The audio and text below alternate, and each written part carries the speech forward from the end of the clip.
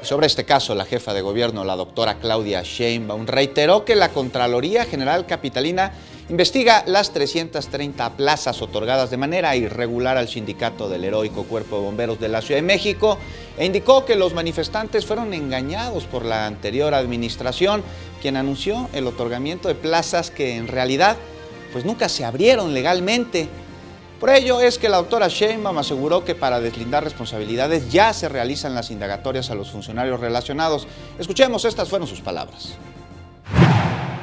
Las sanciones de aquel que ofreció las 300 plazas sin los mecanismos tiene sanciones administrativas y tiene sanciones penales. Hay una resolución de Contraloría que, como dije ayer, ordenó el anterior jefe de gobierno, el doctor Amieva.